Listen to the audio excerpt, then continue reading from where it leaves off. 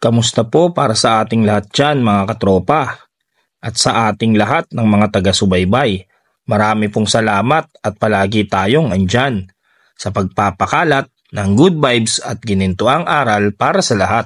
Kasalukuyan tayong naglinis ng ating mga motorsiklo at makapili ng gagamitin natin para sa ating pamamasyal at paggala pag-akyat ng bundok patungong Doña Remedios Trinidad sa Secret Falls. Eto nga pala yung dalawa nating Jet 100, isang two-stroke engine na 2 dekada na mahigit ang tanda ngayon, na si Euro at Nura. Dati natin silang tinampok sa ating vlog at umani ng mga views, kaya naman ating pasasalamatan lahat ng sumuporta.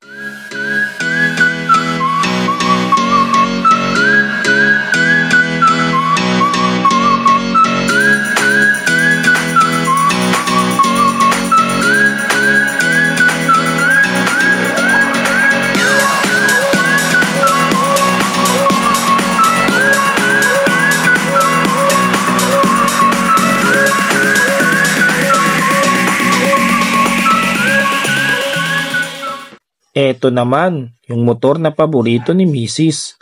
at lagi niyang gamit kapag kami namamasyal ng magkasama. Atin na din itong naitampok sa ating vlog na ang title ay Ginto, Pinalit sa Motorsiklo. Walang iba kundi ang ating Yamaha Pacho o Fascio. Eto naman sa NMAX natin. Matagal-tagal na rin natin siyang nakakasama sa ating mga rides at napatunayan na natin na talaga namang hindi papahuli at subok na maaasahan at napakatibay. Pakikilala din natin ang ating Honda ADV 160. Pinagmamalaki natin tong adventure bike na to sapagkat siya ang kasakasama natin kahit saan man tayo magpunta, mapamalayo o mapamalapit na biyahe. Kayang-kaya nito kahit patag o akyating pabundok at sobrang relax gamitin ito. Pina-customize naming upuan at paboritong-paborito ng anak naming maliit na angkasan. Gamit namin pang kanto-kanto lang. Binabati ko nga pala ang ating mahal na grupo mula sa Honda One, Usapang Tropa at Hayop Family. Mabuhay po sa ating lahat.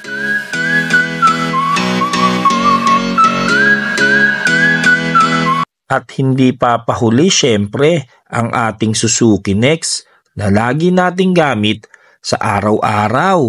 At ito yung motor na kahit saan ka magpunta, napakadaling gamitin. Bukod sa napakagaan, sobrang napakatipid sa konsumo ng gasolina. Ito ang ating napiling gamitin, paakyat ng bundok. Kaya tara, di ka na at samahan niyo po kami. Bakit? Bakit kaya may problema? Katulad ng problema sa trabaho, problema sa pamilya, problema sa kapitbahay, problema sa pananalapi. Pero di naman siguro ginawa ang salitang problema kung walang salitang pag-aayos. Ginawa ang problema at dumarating sa ating buhay. Pero i-accept mo lang yan dahil wala namang tao na hindi nakaka-experience ng problema. Lahat tayo ay may problema. Pero wag natin tambayan. Tanggapin natin ang bawat problema at lutasin upang mawala. At ito'y ating aksyonan at lisanin. Harapin ang bawat problema at wag alagaan. Bagkus ating solusyonan upang ating wakasan. Ang sarap mabuhay at maging simple yung kahit anong oras, bawat sandali ay nagiging espesyal. Simple lang ang aking kasiyahan, makapag-rides ng kasama siya, kwentuhan at kulitan na punong-puno ng pagmamahalan. Pero mapag-usapan na rin natin, problema ba ang tanong na kung bakit? Sa buhay ng tao, palagi tayong nagtatanong kung bakit. Madalas puro bakit, araw-araw may bakit. Kagaya ng kapitbahay nating ubod ng yaman. Diyan sa may kanto, hindi pa rin sila totally na masaya dahil may kulang pa silang supling para makabuo ng isang magandang pamilya at sumaya. Kaya dapat happy ka dahil meron ka niyan.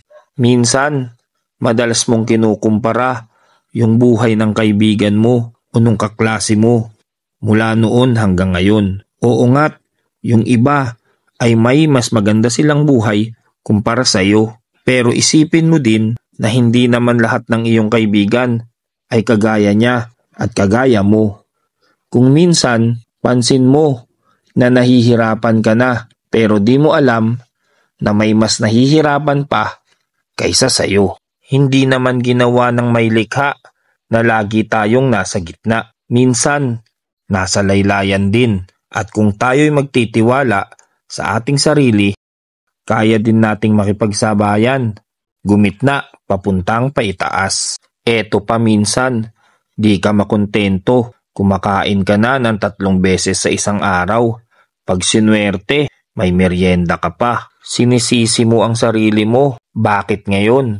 Sa tinagal-tagal, ngayon, nangungupahan ka pa rin. Hindi mo ba naisip yung matandang pulubi dun sa palengke? Butas-butas ang damit, walang tirahan at natutulog sa bangketa kung saan-saan lang. Sa hirap ng buhay, swerte na 1 beses sa isang araw kung makakain. Nabubuhay sa limos at awa ng iilan. Di kagaya mo na anumang oras sa iyong tahanan ay makakakain ng sapat at umulan o umaraw ay makakatulog ng mahimbing. Tayo'y magsumikap at ating buhay ay sumarap.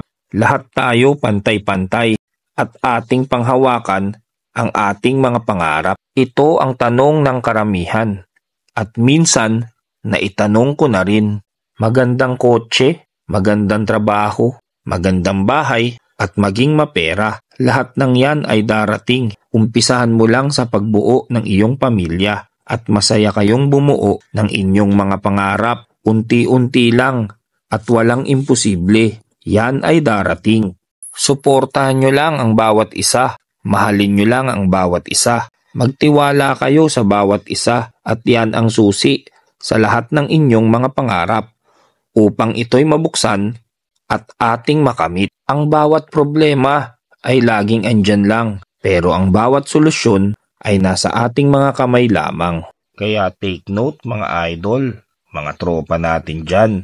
Once na naging okay na ang lahat sa inyo at napasakamay nyo na ang inyong mga pangarap para sa inyong buhay, huwag kalimutang magpasalamat sa itaas at ugaliin nating tumulong sa lahat ng nangangailangan upang mabless tayo ng gusto magpakailan paman.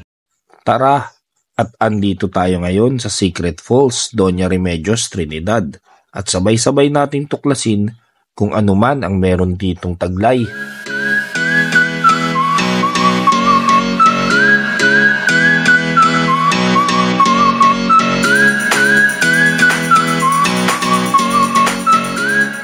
May mga lakarin, huni ng ibon at simoy ng hangin lang ang ating maririnig, kasabay ng mga puno na nagtataasan at bumubungad sa iyo at nagbibigay lilim sa atin.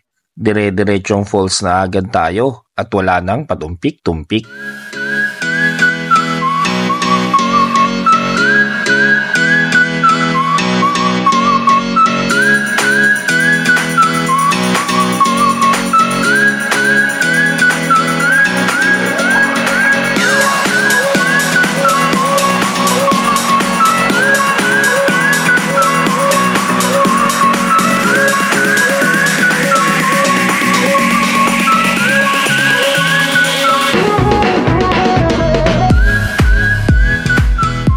Tayo'y magdahan-dahan lamang sa pag-akyat dahil mabato at malalaking lubak, akyat baba ang ating mga daraanan.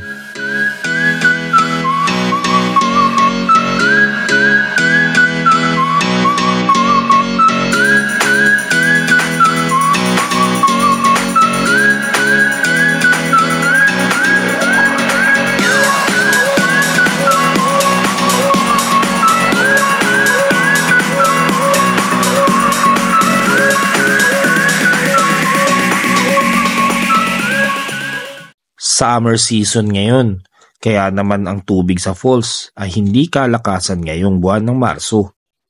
Pero sa mga susunod na buwan ay kalakasan niya muli, bugso ng tubig na ating matitikman.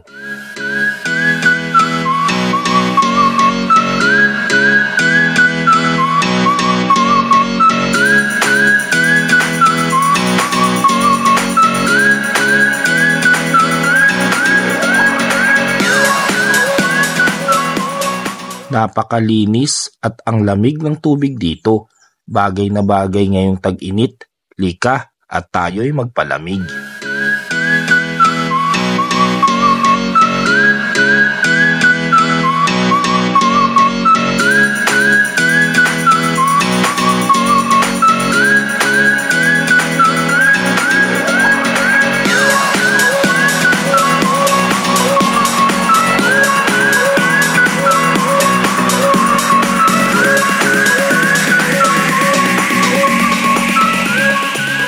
Sulit na sulit ang ating nagastos.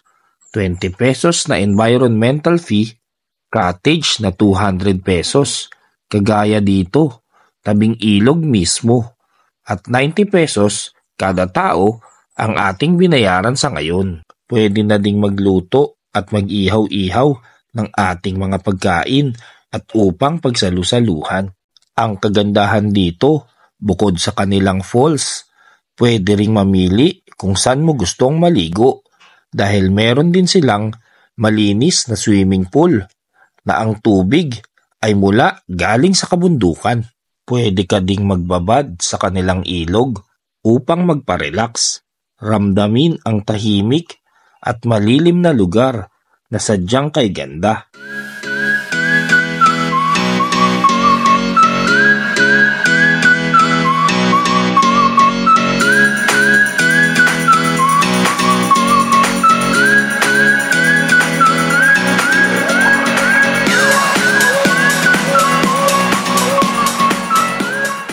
Kumpleto at espesyal sapagkat may kiddie pool din para sa ating mga anak para sila'y ating samahan upang makapag-bonding. Kaya't hanggang sa muli, maraming salamat po sa inyong lahat at patuloy po nating suportahan ang ating munting pahina. Ikalat lang po natin ang good vibes sa bawat isa. At kami po, ang Boss J Entertainment at laging nagsasabing, good vibes everyone, mabuhay!